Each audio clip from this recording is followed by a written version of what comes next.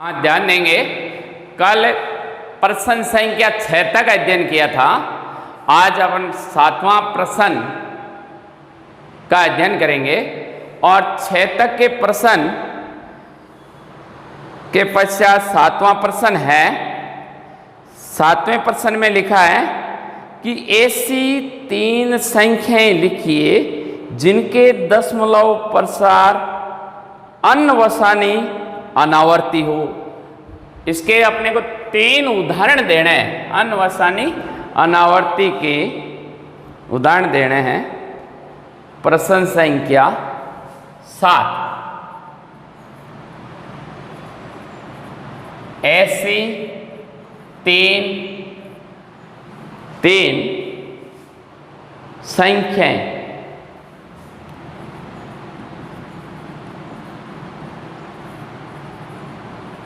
अन्वसानी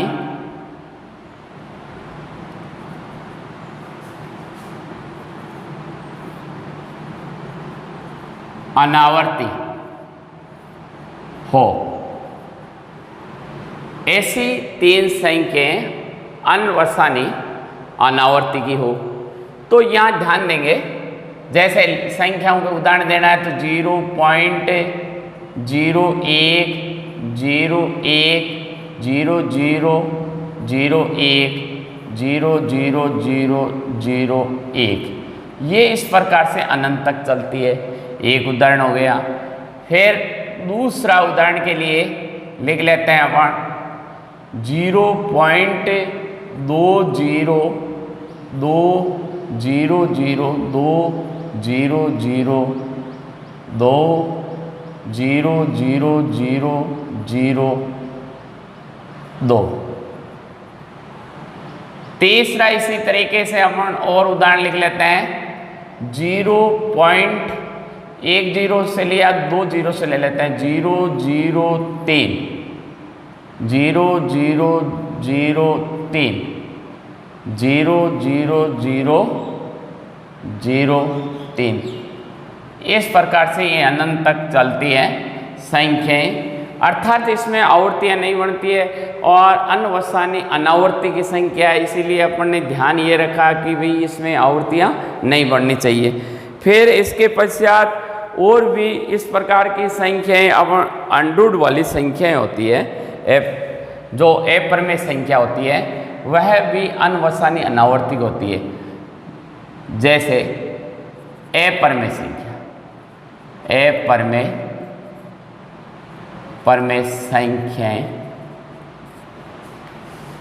अपरिमेय संख्याएं अन्वसानी अनावर्ती होते हैं। अर्थात अंडरूड की जितनी भी संख्याएं होती है, जैसे अंडरूड 2 है, अंडरूड 3 है, अंडरूड 5 है, ये भी अन्वसानी अनावर्ती की संख्याएं होती है। अर्थात ये भी उदाहरण हो सकते हैं underroot 2, underroot 5, underroot 2, underroot 3, underroot 5। अब इसके बाद अगला प्रश्न है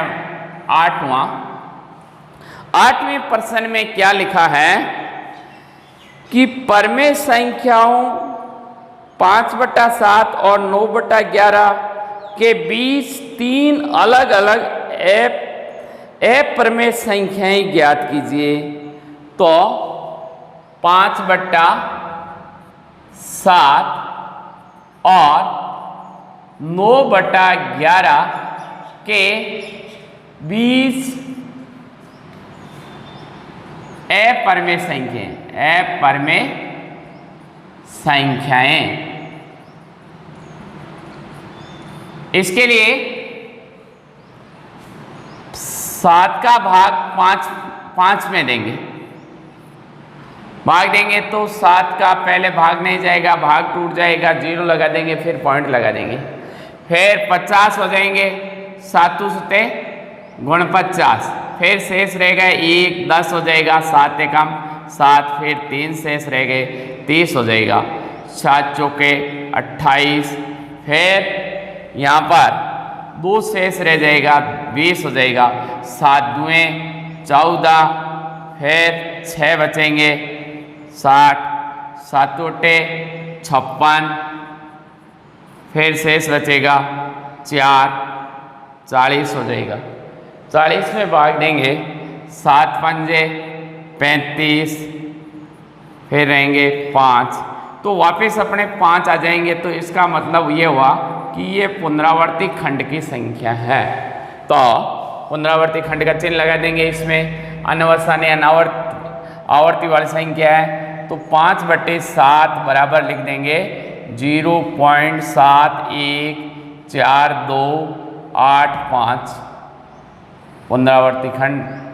और फिर इसके बाद दूसरा है 9/11।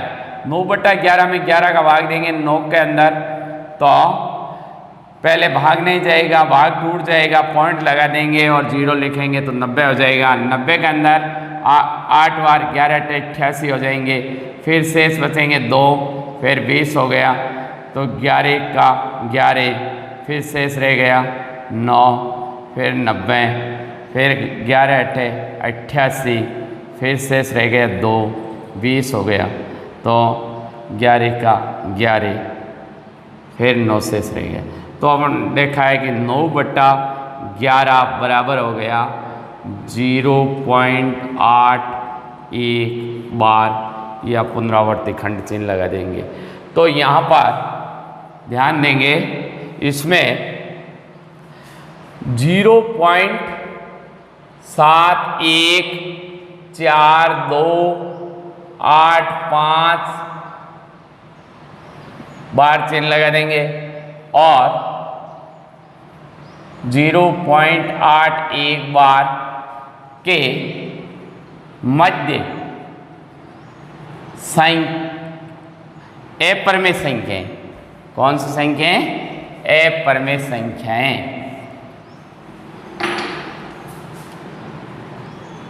अपरिमेय संख्याएं।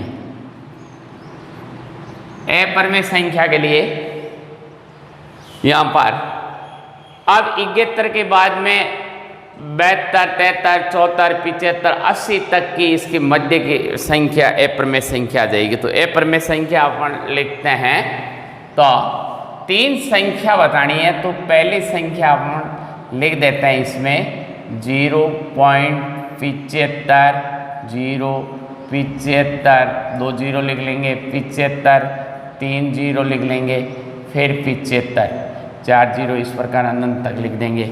ये अपरिमेय संख्या हो जाएगी। इसी प्रकार दूसरी अपन संख्या लिख लेते हैं कि 0.7670, फिर 76, 7, 2 0 लिख लेंगे, 76, 7, 3 0 लिख देंगे, फिर 76, 6, 76, 7, ये इस प्रकार से लिखते जाएंगे। तो ये है अपरिमेय संख्या हो जाएगी। तीसरा उदाहरण लिख देंगे 80 के हिसाब से 0.80, फिर 2 0 लिख लेंगे, 3 0 लिख लेंगे, 4 0 लिख लेंगे, फिर 8 लिख लेंगे। ये भी इस प्रकार से अनंत तक संख्याएं चलती रहती हैं। तो ये अपरिमेय संख्याओं के उदाहरण ये और भी लिख सकते हैं अपन। 74 से लिख सकते हैं, 75 से लिखा है, 76 से, 77 से, 78 से। तो इसके पुनरावर्ती नहीं होनी चाहिए। पुनरावर्ती नहीं होगी तो वो अपरिमेय संख्या स्वतः ही हो सकती है, अर्थात अपन इसके 2 संख्याओं के बीच में अनेक संख्याएं लिख सकते हैं। अब देखो इसके बाद आगे प्रश्न है 9। बताइए कि निम्नलिखित संख्याओं में कौन कौन सी संख्याएं प्रमेय और कौन कौन सी संख्याएं अपरिमेय संख्या है। परिमेय और अपरिमेय बताना है। तो इस प्रश्न संख्या 9 का पहला है जिसमें √23 है। √23 का वर्गमूल नहीं होता है, तो इसका वर्गमूल नहीं होने से ये प्राकृत संख्या नहीं आती है। प्राकृत संख्या नहीं या अनरूट की संख्या होने के कारण यह अप्रमेय संख्या है।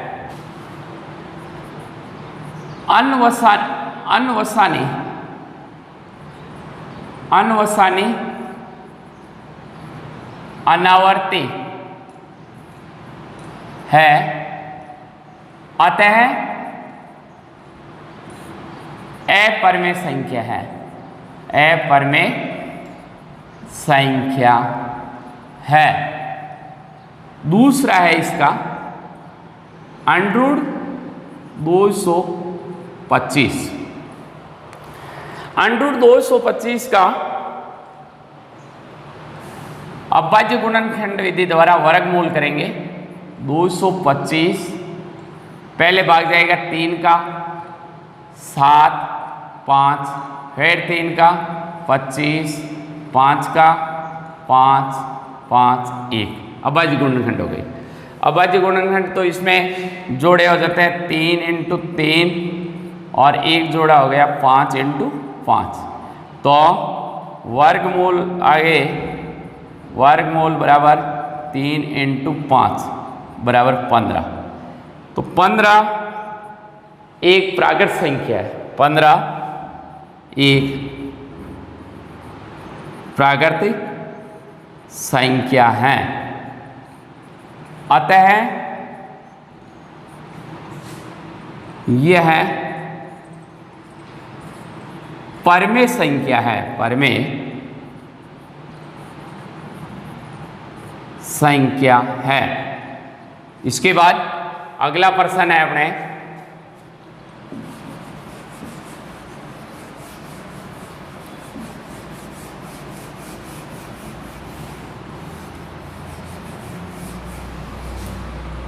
नंबर का तीसरे के अंदर लिखा हुआ है 0.3796 0.3796। अब इसका दशमलव हटाएंगे तो ये संख्या हो जाएगी 3796 बटा 1 2 3 4 जीरो लगा देंगे 1 2 3 4। तो यह शांत संख्या है। दशमलव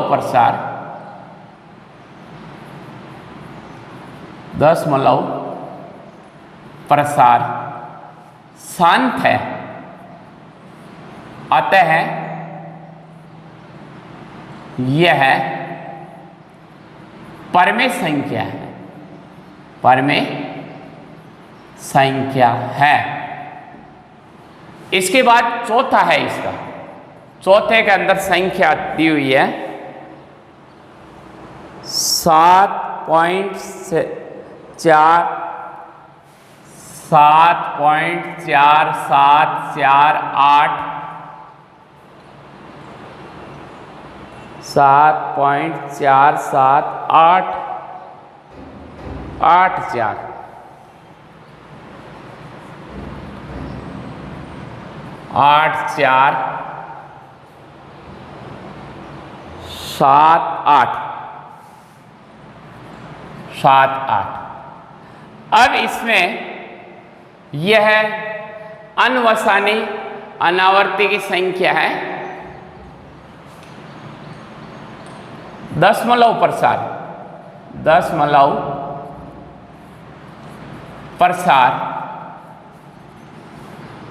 अनवसानी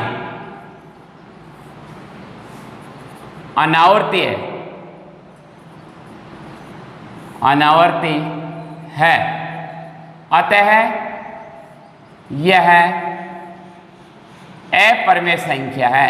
अपरमेय संख्या है। इसके बाद पांचवा है। इसमें पांचवें के अंदर लिखा हुआ है 1.10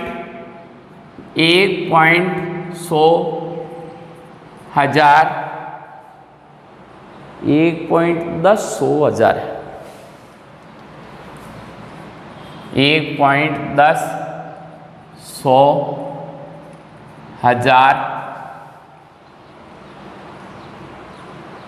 फिर 10,000, 4 जीरो है, फिर 1।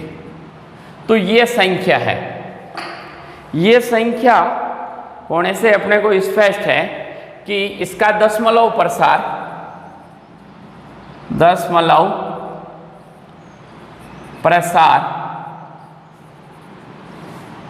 अनवसानी